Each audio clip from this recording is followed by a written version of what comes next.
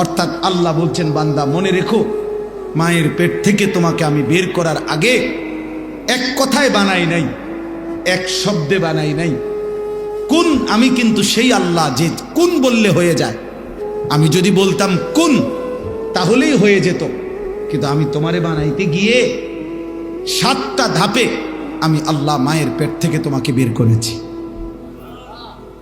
ধাপে ধীরে ধীরে বড় বেশি যত্ন করে মায়া করে আমার নিজ কুদরতি হাতে অন্ধকারে মায়ের জড়ায়ুতে কাউকে না জানিয়ে আমি আল্লাহ একাই বড় বেশি আদর করে যত্ন করে নিজ হাতে তোমারে আমি সৃষ্টি করেছি। 7 ধাপে। কিসে?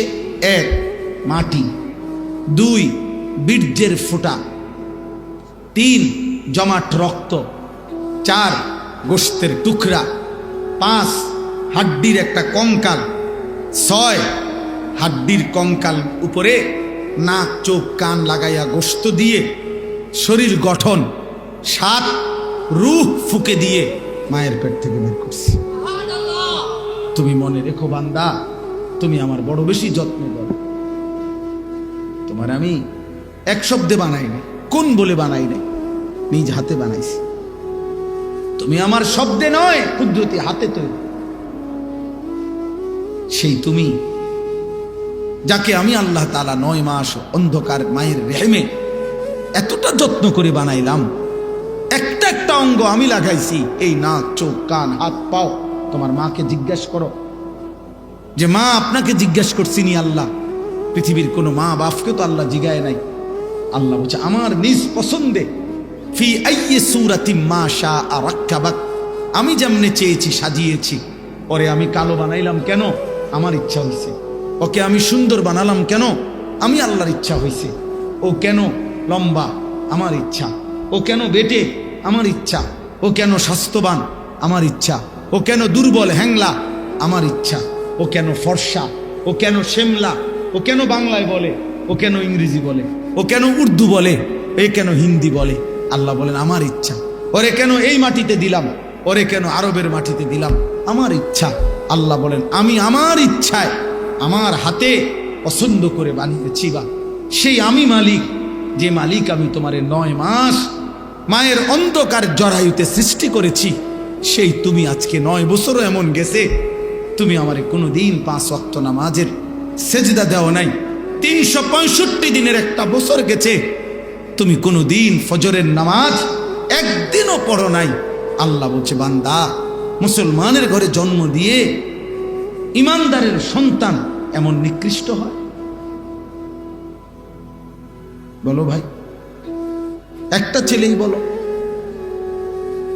বয়ানটি মনোযোগ দিয়ে শেষ পর্যন্ত শোনার অনুরোধ রইল। আর অবশ্যই একজন মুসলমান হিসাবে অন্য একজন মুসলমানের সাথে এই বয়ানটি শেয়ার করে দিবেন। আপনার বন্ধু বান্ধব আত্মীয় স্বজনের সাথে এই বয়ানটি শেয়ার করে দিবেন, যেন সবাই এই বয়ানটি শুনতে পারে এবং এই বয়ান থেকে আমল করতে পারে। এজন্য কেউ যদি বুঝে থাকো, বাবা আপনারাও যারা বয়স্ক লোক, এই সুদ খান, কিস্তি নেন, ওজনে কম দেন, 2 নম্বরই 6 নম্বরই সিটারি ব্যবসা বা উপার্জন করেন, আপনার কথা কেউ মনে রাখবেন। শুধু শুধু কষ্ট করতেছে না। হ্যাঁ জিপুত সর্বোচ্চ 1 বছর হয়তো গরুর গোস্ত দিয়া মানুষ 2 জন খাওয়াইব, আর এর পরের বছর ফার্মের মুরগা, এর পরের বছর করবো এই বছর একটু বেশি ঝামেলা আছে, ফাঙ্গাস মাছ। যাক হোসেন ভাই 2 জন কইছেন, ধরে নিলাম যান 3 বছর জানতো, 4 নম্বর বছর তো আর মাছে নাই, আর খবর নাই। স্বার্থপর সন্তান ভুলে যাবে, স্বার্থপর স্ত্রী ভুলে যাবে। ধোকা ধোকা ধোকা। কবর থেকে শুনবেন ওরা ওদেরকে নিয়ে ব্যস্ত আছে, আপনার কথা মনে করার আর কেউ নাই। হাদিসের মধ্যে আছে, আল্লাহ নবী সাল্লাল্লাহু আলাইহি সাল্লাম বলেন, কোন ব্যক্তিকে, শুনেন বাবাদের, নবীজি বলছেন কোন ব্যক্তিকে যদি হাত পাও বাইন্দা, মনে করেন হাত পাও একদম বাইন্দা সাগরের মধ্যে অথই নদীর মধ্যে যদি কাউকে ছেড়ে দেয়, বাঁচার অথবা একটু সাঁতার কাটার 1 মিনিট কোনো সুযোগ ক্ষমতা আছে? কেন নাই? কারণ কি করে রাখছে? হাত পা বাইন্দা ছেড়ে দিছে। তাহলে ওই লোকটা সাগরের তলদেশে, নদীর তলদেশে পৌঁছতে কয় ঘন্টা লাগবে? অল্প সময়, অল্প সময়, 1 মিনিট নয়তো 30 সেকেন্ড নয়তো 2 মিনিট ধরে নিলাম। আল্লাহর নবী সাল্লাল্লাহু আলাইহি সাল্লাম বলছেন, একজন মুমূর্ষ, আরে মৃত্যু যার হয়ে যায়, মাইয়িত, এই মাইয়িত ওই রকম যে ব্যক্তিকে বেঁধে হাত পাও সাগরের নিচে ছেড়ে দিছে, সে যেন নিচ গভীরে পৌঁছে গেছে। অর্থাৎ তার তো আর নিজের ঈমান, আমল, জিকির, তেলাওয়াত, সেজদা, দান, সাদাকা, মাটির উপরে তো তার নামে কোটি কোটি টাকার সম্পদ আছে, কিন্তু তার তো দান করার আর কোনো ক্ষমতা নাই। পৃথিবী তো আছে, কিন্তু তার তো সেজদা করার মসজিদ তো আছে, মাইক আজানও তো হচ্ছে, কিন্তু অত আর সেজদা দেওয়ার কি নাই, সুযোগ নাই। মানে এই হাত পাও বাঁধা ওই ব্যক্তির মতো যে সাঁতার কাটার কোনো সুযোগ নাই, আমল করার কোনো সুযোগ নাই। আল্লাহর কসম, নবী বলছে ওই রকম ব্যক্তি মাইয়েত শুধুমাত্র অপেক্ষা করে, যদি কোনো বংশধর হায় আমার জন্য একটু দোয়া করত, যদি কোনো বংশধর আমার জন্য একটা সূরা পড়তো, যদি কোনো বংশধর আমার জন্য একটু কোরআন তিলাওয়াত করত, তাহলে সাথে সাথে ওই ব্যক্তি সাগরের তলদেশ থেকে খুশি হয় আর আনন্দিত হয়, মহান আল্লাহ তার আযাব কমায় দেয়।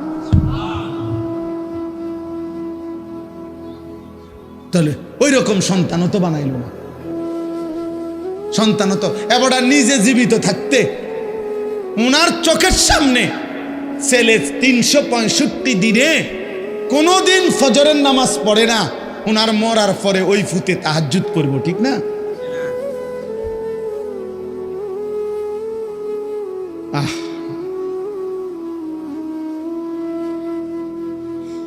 উনার জীবিত থাকতে উনার ছেলের চুল, চেহারা, লেবাস, পোশাক দেখলে বোঝা যায় বেঈমানের, মুশরিকের অনুসরণ। তো উনার মরার পরে উনার ফুতের চুল, চেহারা, সিরাত, সুরাত, আখলাক, চরিত্র হয়ে যাবে বাইজিদ বুস্তামি এবং জুনায়েদ বাগদাদির মতো। তাহলে ওই আমনের কবরে কি পাঠাইব? ওই বুঝেটা কি? পরে তো আপনি কোরআনও শিখান নাই, পরে তো আপনি দিনও শিখান নাই, পরে তো দিয়ে গেছেন বিল্ডিং। তো ওই আমনের কবরে ডেলি একটা একটা ইট খুইলা খুইলা কবরে দিয়ে, আব্বা আমনে আমার জন্য বিল্ডিং রেখে গেছেন, আমি দরকার হইলে আলগা ইট আমি লাগামু, আমনের ইট আমনের কবরে দিলাম, আমনের সিমেন্ট ডেলি 1 কেজি সিমেন্ট আমনের কবরে দিলাম। ধরেন আমনেরই দেখছি আব্বা মৃত্যু পর্যন্ত আমনে সাদওয়ানে বইয়া বইয়া বন খাইতেন আর বিড়ি খাইতেন। আমি আব্বা সন্তান হিসাবে, সুসন্তান হিসাবে প্রত্যেক দিন আমনের কবরে একটা বিড়ি, এক কান আর বন আমি নিজে পৌঁছাই দিব। আর নয় তো কি দিবে ও দিবে কি? আপনি তারে দিয়ে গেছেন কি?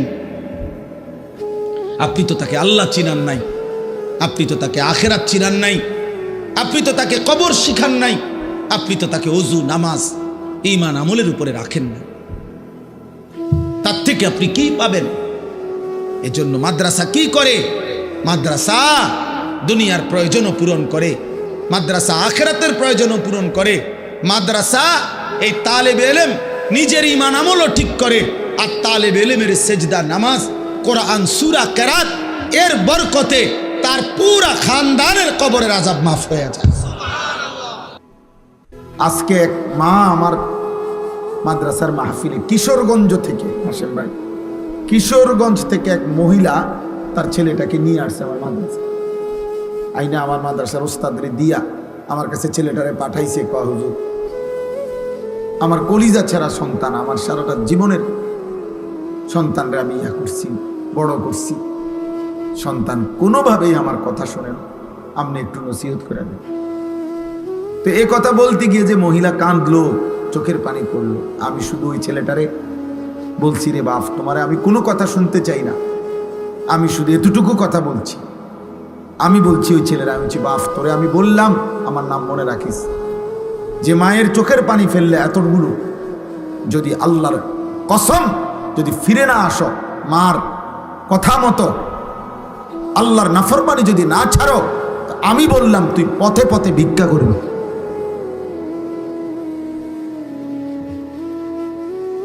মার চোখে পানি ঝরাইয়া তুই নাফরমান, কোনোদিন সুখ দুনিয়ায় জমবে না, পুরা দূরা কয়েকদিন চলতে পারবা, এমন জায়গায় থমকে যাবা মায়ের বদদোয়ায়, যেদিন আর ঘুরে দাঁড়াইতে পারতাম। কয়শো নজির লাগবে তোমার, কয় হাজার দলিল লাগবে। বাফেরে কষ্ট দিয়ে সুখে থাকবা, হ্যাঁ, মায়ের চোখে পানি ঝরাইয়া সুখে থাকবা। তোমার সমবয়সী বন্ধুরা তোমার নিরাপত্তা দিবে, হ্যাঁ, ওই শয়তানগুলা। সারাদিনে যেই বন্ধু এক ওয়াক্ত নামাজ পড়ে না, ওই বন্ধু হয়তো শয়তান।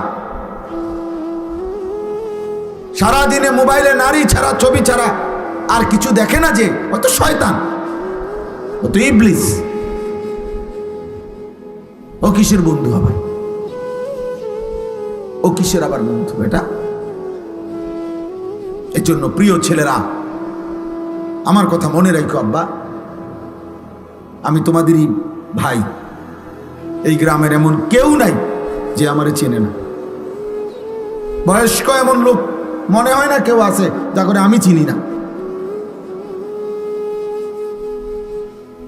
আমি সবার সাথে পরিচিত মানুষ। আমি আল্লাহর নবী সাল্লাল্লাহু আলাইহি ওয়াসাল্লাম বলছেন, বাবারাও শুনেন, ছেলেরাও শুনেন, আল্লাহর নবী বলছে কুল্লু যুনুব ইউআখিরুল্লাহু ইলা আজালিম মুসাম্মা। হাদিসটা শোনো, নবীজি বলছে সমস্ত গুনাহ, প্রত্যেক পাপের শাস্তি আল্লাহ চাইলে নির্দিষ্ট সময় আখিরাত পর্যন্ত, হাসরের ময়দান পর্যন্ত বিলম্ব করতে পারে, কিন্তু ইল্লা আকুল ওয়ালিদাইন, খোদার কসম নবী বলছে, তবে মা বাবার নাফরমানি ব্যতীত, মা বাবার নাফরমানি ব্যতীত। নবীজি বলেন ফাইন্নাহু লা ইয়ামুতা হাত্তা ইউআযযিবাহুল্লাহু ফিল আরদ। নবীজি বলেন মা বাবারে কষ্ট দিছে, চোখের পানি ফেলছে, মা বাবার নাফরমান সন্তান, নবীজি বলছে তার মৃত্যু হবে না তারে আল্লাহ জমিনে বেইজ্জতি না করা পর্যন্ত।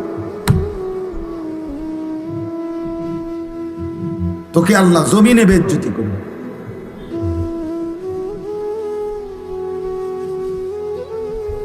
হ্যাঁ,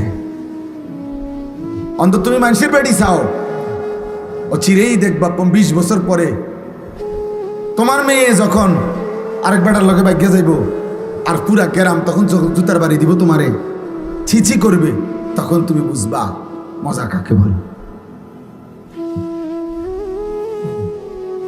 তোমার পাপের শাস্তি কোন হান দিয়া বাইর হয়, তখন টের পাবে।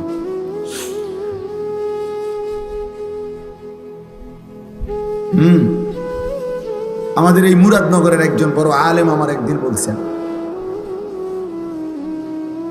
মেয়ে আরেক ছেলের সাথে পলায়া গেছে, বিবাহ বন্ধনে হোক সম্পর্ক কইরা চলে গেছে।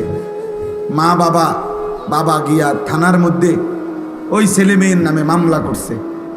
মেয়ে চিঠি পাঠাইছে বাপের কাছে, আপন বাপের কাছে। চিঠির মধ্যে স্পষ্ট লিখছে, বাবা, যে কাজটা তোমরা করেছিলে সেটা যদি অপরাধ না হয়, আমার বেলায় থানায় মামলা করলে কেন? কসম খোদার।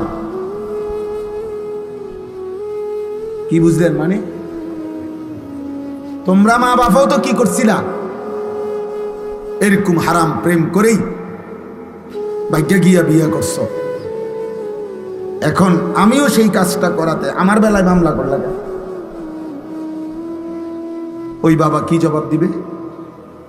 হ্যাঁ বলো না বাবা, তোমরা একটা ছেলে বলো, কোনো জবাব হইতে পারে? এই বাবা এই সমাজে কি পরিমাণ বেইজ্জতির শিকার হবে, এই বেচারার সারা জীবনের অর্জন কি হবে তখন? এই জন্য বললাম আমি,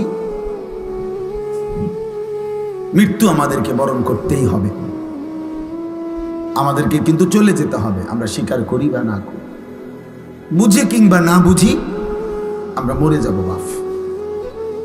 হযরত আব্দুল্লাহ ইবনে আব্বাস রাদিয়াল্লাহু তাআলা আনহুমা, নবীজির সাহাবী, বলছেন যে আল্লাহর হুকুম মানে, নেক আমল করে, তার প্রথম পুরস্কার জিয়াউন ফিল ওয়াজহ, তার চেহারা আলোকিত হয়।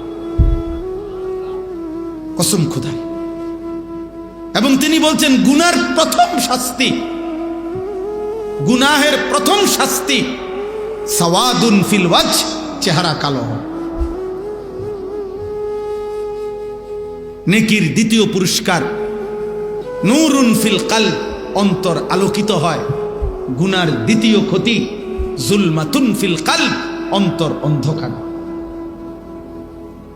নেকির তৃতীয় পুরস্কার কওয়াতুন ফিল বাদান, শরীরে শক্তি হয়। গুনার তৃতীয় ক্ষতি ওয়াহানুন ফিল বাদান, শরীর দুর্বল হয়ে যায়। নেকির চতুর্থ পুরস্কার সাআতুন ফির রিজক, রিজিক বেড়ে যায়। গুনার চতুর্থ শাস্তি দাইকুন ফির রিজক, রিজিক কমে যায়। নেকির পঞ্চম পুরস্কার মুহাব্বাতুন ফি কুলুবিল খালক, মানুষের অন্তরে ভালোবাসা তৈরি হয়। গুনার পঞ্চম শাস্তি বুগদাতুন ফি কুলুবিল খালক, মানুষের অন্তরে ঘৃণা তৈরি হয়। এই জন্য চোরের মানুষ চোরে কয়, সুদখোররে মানুষ সুদ করে কয়, বেবিচারী মদখোর নেশাখোররে মানুষ নেশা করিব। এমনকি আপন বন্ধুও তারে নেশা করিব। যে দুইজন এক লগে নেশা করে, যে দুইজন একসাথে সুদের ব্যবসা করে, এই সুদখোররে যদি জিগান যে তোর লগের হেতে কেমন, তেতে কি কইব? না উনি জোনায়েত বাগদান। কি বলবে? ওই বলবে সুদ কাটটা সুদখোর। হ্যাঁ, তোমার সাথের বন্ধু ওই বলবে ও চরিত্রহীন। এই জন্য দোস্ত, মন্দ লোকের কাছেও মন্দ, ভালো লোকের কাছেও মন্দ। আর ভালো মানুষ, নেককার মানুষ, ওই নেককারদের কাছেও ভালো, মন্দ লোকের কাছেও ভালো। কোন জুয়াখোরও মদখোরও যদি বলে যে এই লোকটা যদি নামাজি হয়ে থাকে, তার ব্যাপারে যদি বলে সে কেমন, ওই বলবে ভাই আমি খারাপ হইতে পারি কিন্তু উনি ভালো মানুষ। আমি মন্দ লোক ঠিক আছে ভাই, কিন্তু উনি ভালো মানুষ। এই জন্য তোমাদের অগণিত ছেলেকে আজকে তোমাদের বন্ধু নামের শয়তান নষ্ট করে দিছে, চরিত্রহীন বানায় দিছে। তোমার এই নেশার রাজ্যে, নারীর ছবিতে, উলঙ্গ দৃশ্যে, গানের আড্ডায়, জুয়ার আড্ডায় তোমাদেরকে ডুবাই দিছে। আর কোনোদিন হয়তো ওই তোমার আর টেনেও ধরবে না, ও কোনোদিন আর তোমারে ফেরাবারও চেষ্টা করবে না। হইতে পারে 12 বছর বয়সে কাউরে বিড়ি খানার অভ্যাস করায় দিছে, 60 বছর হয়ে গেছে, আজও বিড়ি খানার অভ্যাস ছাড়বে। কি বলে? হতে পারে 20 বছর বয়সে সুদের ব্যবসা শুরু করছে, আজ 70 বছর হয়ে গেছে, সুদের ব্যবসা আর ছাড়বে। মানে 50টা বছর যে ব্যক্তি টানা সুদ খাচ্ছে, ও কি পরিমাণ নিকৃষ্ট ডাকাত, কি পরিমাণ নিকৃষ্ট পাপী, চিন্তা করে দেখে। এই জন্য আল্লাহ তাআলা বলছে, বান্দা আমি কিন্তু তোমারে হঠাৎ করে সৃষ্টি করি নাই, ফু দিয়ে সৃষ্টি করি নাই, কোন বলে সৃষ্টি করি নাই। তুমি আমার বহুত যত্নে গড়া, আমার অনেক আদরের গড়া বান্দা। আমি তোমারে বড় বেশি মায়া করে বানাইছি। মিন আইয়ি শাইইন খালাকাহু ফাকাদ্দারা সুম্মা সাবিলা ইয়াসসারা। আমি মায়ের পেট থেকে বের হওয়ার রাস্তা আমি সহজ করেছি। আমি বের না করলে পৃথিবীর কোনো শক্তি পারত না।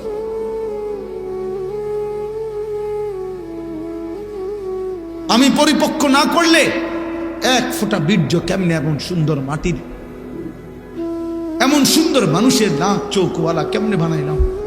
এক ছোট বাচ্চা আদর করে দেখো ভাই, এক কোলের বাচ্চা কোলে নিয়ে দেখো কি পরিমাণ মায়া লাগে। মনে হয় যেন পৃথিবীর সব ভালোবাসা, সব আদর, সব মায়া তার চেহারায় ভাসতেছে। কেন? বাচ্চারে সবাই আদর করে কেন? সবাই নাকে ধরে, ঠোঁটে ধরে, বাচ্চার গালে ধরে, ছোট বাচ্চার কেন? ওলামায়ে কেরাম বুজুর্গানে দ্বীন বলছে কেন জানেন? সবার, আমার বাচ্চা না হোক, যার হোক, পৃথিবীর যারই হোক, বাচ্চা মানেই আদরের, বাচ্চা মানেই মায়ার, বাচ্চা মানেই ভালোবাসার। এমন হয় কেন? মূল কারণ হলো বুজুর্গানে দ্বীন বলে ও তো গুনাহমুক্ত, তার তো কোনো পাপ নাই, গুনাহ নাই। গুনাহ মুক্ত হওয়ার কারণে সবার ভালোবাসার পাত্র সে। এই জন্য বাচ্চারে মানুষে কয় কি? মাসুম বাচ্চা। মানুষে কয় না যে একটা মাসুম বাচ্চা, মাসুম বাচ্চা কয় কা? মাসুম মানে তো গুনাহমুক্ত। এই জন্য নবীদেরকে মাসুম বলা হয়। সমস্ত নবী মাসুম, কোনো নবীর কোনো গুনাহ নাই, আমাদের নবীরও না, অন্য নবীরও না। অতএব আমি মনে করলাম রাত হয়েছে ভাই, বাড়াচ্ছি না, শুধু এটাই মনে করাইলাম, দয়া করে প্রত্যেকেই মনে রাখবেন, ছেলেরা বাবারা তোমরা, তোমারে আল্লাহ সৃষ্টি করেছে বাপ। ইউরোপের ওই বেঈমান, আজকে যেই বেঈমানদের মতো তুমি চুল রাখছো, এই বাবা, ওই বেঈমান তোমার সৃষ্টির পিছনে তার এক বিন্দু কোনো অবদান নাই। আল্লাহ পাক তোমাকে সৃষ্টি করেছে, এক পবিত্র মা তোমার বুকের দুধ পান করাইছে। ওই বেঈমান তোমার জন্য কোনো রাত জাগে নাই, ওই বেঈমান তোমার জন্য কোনোদিন ঘুম পারে নাই, ওই বেঈমান তোমার জন্য 1 টাকা উপার্জন করে নাই, তোমার বাবা করেছে। তোমার মা তোমারে রক্ত পানি করে তারপরে তোমারে কোলে পিঠে করে লালন পালন করছে। এ তো তোমার মায়ের অবদান হইতে পারে, তোমার বাবার অবদান হইতে পারে। তোমার জন্য তোমার গ্রামবাসী দোয়া করছে, তোমার খালা, তোমার ফুফি, তোমার চাচি, তোমার মামা সবাই তোমারে হাত বুলাইয়া দোয়া করে দিছে, তোমার গ্রামের ইমাম সাহেব তোমারে দোয়া করে দিছে। আজ তুমি সব ভুলে ওই বেঈমানের মতো চুল রাখলা কেন? ওই বেঈমানের মতো সাজলা কেন? ওই বেঈমান তোর বাপ। এতটুকু তো ভাবা উচিত তুমি ছেলে, যে আল্লাহ আমি কেমন বান্দা আপনার, আমার একটু নামাজ পড়তে মন চায় না, আমার অন্তরটার মধ্যে আপনার ভয় আসে না কেন? আমি কেন সেজদা দিতে চাই না? কিরে ভাই, তোমার বাবা মুসলমান, তোমার মা মুসলমান, তোমার দাদা দাদি মুসলমান, তোমার সৃষ্টিকর্তা আল্লাহ, তোমার নবী মুহাম্মদুর রাসূলুল্লাহ সাল্লাল্লাহু আলাইহি ওয়াসাল্লাম, তোমার ধর্মের নাম ইসলাম, তোমার কিতাবের নাম কোরআন। তুমি জন্ম থেকে জানো তুমি মুসলমান, যেদিন থেকে তুমি বুঝ হইছে সেদিন থেকে কত লক্ষবার শুনছো তুমি মুসলমান। তোমার জিগাইলেও তো তুমি কও মুসলমান, তোমার পরিচয় লিখতে গেলেও তো তুমি ধর্মের পাশে লেখো তোমার ধর্ম ইসলাম। তাহলে এইভাবে তুমি জানার পর, বুঝার পর, মানার পর, স্বীকার করার পর তো তুমি নামাজ পড়ো না কেন?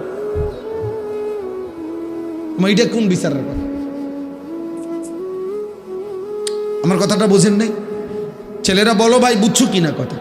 এটা একটা যুক্তি তো থাকতে হবে, যে না হুজুর আমি তো মুসলমান না। তো তুমি কও তুমি মুসলমান না, তাহলে তো সারে, তো কথাই আর থাকে না, তাহলে তো আর কোনো ঝামেলাই নাই। তুমি এটা বলো এখানে দাঁড়াইয়া যে হুজুর আসলে আপনি ভুল বুঝছেন।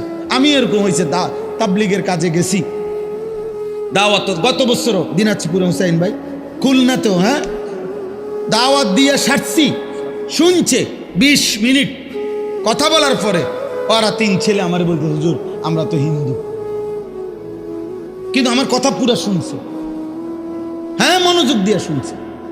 আমি বলছি ঠিক আছে ভাই, কোনো অসুবিধা নাই, মালিকের কথাই বলছি, তোমার সৃষ্টিকর্তার কথাই তোমারে শুনাইছি। সেই দিন এক মাওলানা সাহেব রংপুর থেকে খবর পাঠাইছেন যে একটা মাহফিলের ডেট দিতাম। কেন এত দরকার হইল? উনি বলছেন যে এক ওই বাজারের হিন্দু ছেলে, ওর কথা হইল হুজুর, এই হুজুর রে দাওয়াত দেন। আলহামদুলিল্লাহ। তো বললাম আর কি, যে এটা যে তুমি তো ভাই মুসলমান, আমরা মুসলমান, আপনারা আমরা মুসলমান, আমাদের মায়েরা, আমাদের বোনেরা, আমাদের বিবিরা, আমাদের ঘরে যারা যেই সমস্ত মহিলাগুলো আছে ওরা মুসলমান না? কথা বলেন না? তো ওরা নামাজ পড়বে না কেন? ওরা পর্দা করবে না কেন? আমরা মুসলমান যদি হালাল না খাই তো কে খাবে হালাল? আমরা যদি হারাম না ছাড়ি তো ছাড়বেটা কে? সুদ যদি হারাম আমরা মনে না করি তো কার জন্য সুদ হারাম করছে? হিন্দুর জন্য, ইহুদির লেগা, কার জন্য? তো তাইলে আমরা মানবো না তো কে মানবে? এই আবার আসেন,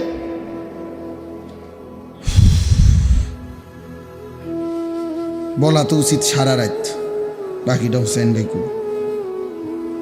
আল্লাহ তাআলা বলতেছেন যে আমি তোমরা যাদেরকে অর্থবিত্ত, সহায় সম্পদ, টাকা পয়সা, ধন দৌলত দুনিয়াতে দিয়ে যাচ্ছি, তোমরা এটা ভেবো না।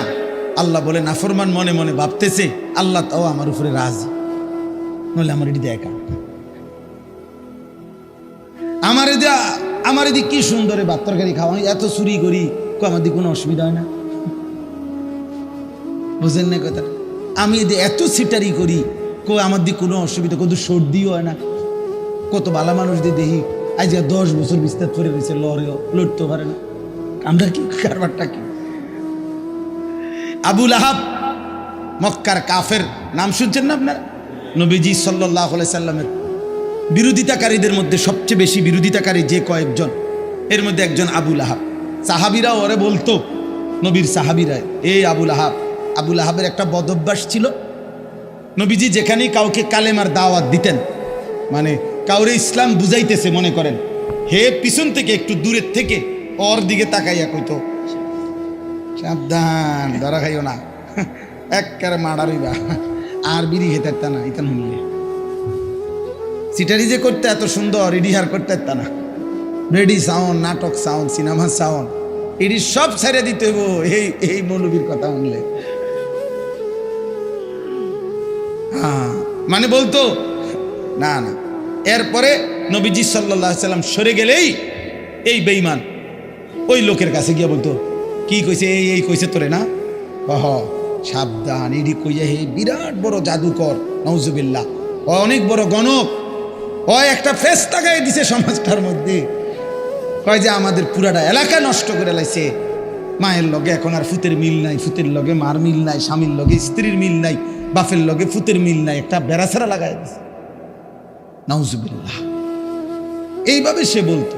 তো তাফসীরের মধ্যে আছে, নবীজির বিভিন্ন সাহাবীরা ওরে বলতো, আবু লাহাব, তুমি যেই বাড়াবাড়ি করতেছো আতলারও, তোমার তো আল্লাহ তাআলা এই হাত অচল করে দিতে পারে, আল্লাহ তো তোমারে ধ্বংস করে দিবে, হাত তো অচল করে দিবে, তুমি নবীর এভাবে বিরোধিতা করতেছো, সারাক্ষণ লাগে থাকো তুমি পিছে পিছে।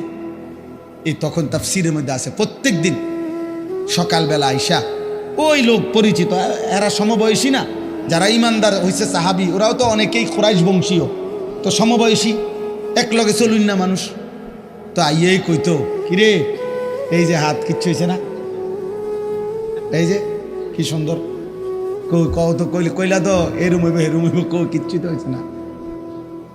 এই এত বড় হারামি আছে, হারামি দ্য গ্রেট, হারামির এক শেষ, ওই অহংকার করত। তো আল্লাহ তাআলা বলেন, আয়াহসাবুনা আন্নামা নুমিদ্দুহুম বিহি মিন মালিন ওয়া বানিন নুসারিউ লাহুম ফিল খায়রাত। আল্লাহ বলে, যাদেরকে আমি দুনিয়ায় কিছু সম্পদ এবং কিছু সন্তানাদি জিফুত নায়নাত করে দিছি, তারা ভাবতেছে আমি আল্লাহ তাআলা তাদেরকে ভালোর উপরেই রাখছি, কল্যাণের উপরেই রাখছি, খুশি আমি তাদের উপরে, তারা মনে মনে ভাবতেছে না, বাল্লা ইয়াশউরুন, আসলে তারা বুঝতেছে না যে শুধু সম্পদ, শুধু সন্তান, শুধু অর্থ, শুধু ক্ষমতা, শুধু সুস্থতা, দুনিয়াবি কোনো চাওয়া পাওয়া পূর্ণ হওয়া, এটা কোনোভাবেই আল্লাহর সন্তুষ্টির কোনো পরিচয় নয়, আল্লাহর সন্তুষ্টির পরিচয় নয়। বাঘের, সিংহের, গরুর, ছাগলের কোনোদিন সর্দিও হয় না, কাশিও হয় না, ব্যায়ামও হয় না, ফেড়ে ব্যথাও হয় না, ডায়াবেটিসও নাই, গ্যাস্ট্রিকও নাই, কিচ্ছু নাই। তাহলে তো আল্লাহ তাআলা সবচেয়ে বেশি সন্তুষ্ট জানোয়ারের উপর, নাকি? কথা বলে না কেন? তাহলে এইটা নেই, পেটে অসুখ, মাথা ব্যথা নাই, ভাত খাইতে আসি, ঘুম যাইতে আসি, এটাই যদি প্রমাণ করে আল্লাহ সন্তুষ্টি, তাহলে তো জন্তু জানোয়ারের এগুলো আরো বেশি পূরণ হচ্ছে। হ্যাঁ, কোনো হাসপাতাল নাই, চিকিৎসা এত বেশি কিছু নাই, অতএব এটা না। আল্লাহ বলছে, বল্লা ইয়াশউরুন, না না, নাফরমান বান্দা বুঝতেছে না, ও বুঝতেছে না। ভাত খাইতে দিচ্ছি বলে, ঘুম যাইতে দিচ্ছি বলে আমি এটা প্রতিদিনের জন্য বলি যে, আরে ভাই, কেউ কেউ আসো তোমরা ছেলেরা, হয়তো মনে করছো কোনো রোগ নাই, শোক নাই, কেউ বাধা দেয় না, সব মন মতো চলতেছে, মন মতো তুমি ভেবেছ এভাবেই চলবে। না না, আল্লাহ বলে, দুনিয়ায় ভালো থাকা, দুনিয়ায় একটু আরামে থাকা, এটা আমি আল্লাহর সন্তুষ্টির পরিচয় প্রমাণ নয়। আমি তো কাফের বেঈমানকে দুনিয়া অনেক ভালো থাকতে দিছি, অনেক সম্পত্তি দিয়ে ভরপুর করে দিছি, অতএব এগুলো কি আমি আল্লাহর সন্তুষ্টির জন্য দিছি? কথা বলেন না কেন? তাহলে এটা না। কেন নামাজ পড়ো না বাপ? কেন সেজদা দাও না?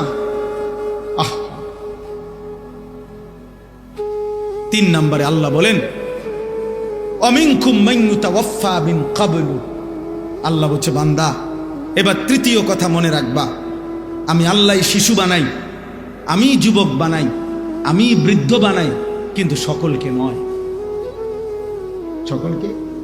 আল্লাহ বলে না, অমিনকুম মান ইউতাওয়াফা মিন ক্বাবলু, আমি কিন্তু অনেককেই এই পূর্ণ বৃদ্ধ হওয়ার আগে আগেই চলার পথে চলতি পথে মৃত্যু দিয়ে ফেলি। দেয় কি না? 3 দিনের বাচ্চা কবরে আছে, 3 বছরের বাচ্চা কবরে আছে, 6 বছরের বাচ্চা কবরে আছে, মায়ের পেট থেকে বের হওয়া বাচ্চা কবরে আছে, ওই যে বললাম 1 মাসের বাচ্চা কবরে। তাহলে আল্লাহ বলেন যতজনকে আমি মায়ের পেট থেকে বের করেছি সকলকেই কিন্তু আমি যুবক বানাবো না, সকলকেই আমি বৃদ্ধ বানাবো না। অতএব তুমি ভেবো না সময় এখনো অনেক বাকি, এখনো হায়াত বাকি। না না বান্দা, কে বলছে হায়াত বাকি? তুমি কি জানো তুমি কতক্ষণ বাঁচবা? বলে হযরত হাসান বসরি রাহমাতুল্লাহ আলাইহি তাফসীরের মধ্যে আছে, তিনি বলতেন, হে যুবক, মনে রেখো যেই গাছে ফুল বের হয়, মনে করেন আম গাছ, আম গাছের যেই মুকুল বের হয়, মুকুল ফুল বইল কই না আমরা আম গাছের, এই মুকুল, তিনি বলতেন যে মুকুল সবগুলো আম হয় না, হয় এরপরে ছোট্ট ছোট্ট আম যখন হয় সবগুলো বড় হয় না, যতগুলো বড় হয় সবগুলো কি পাকে না। তিনি বলতেন, হে যুবক, মনে রেখো ঝরে যায় বেশি, থেকে যায় কম। নাকি থেকে যায় বেশি? ঝরে যায় বেশি। ঝরে যায় কি? থাইকা যায় অল্প। অতএব বৃদ্ধ হয় কম, ঝরে যায় বেশি। এজন্য প্রত্যেক বাড়িতে যে পরিমাণ বয়স্ক, যে পরিমাণ কিশোর যুবক, তার চাইতে পার্সেন্টেজ চিন্তা করলে বৃদ্ধ 1 জন 2 জন, ফোলাফাইন আছে 30 জন, এবারে বুড়া আছে 2 জন। কেন এমন হবে?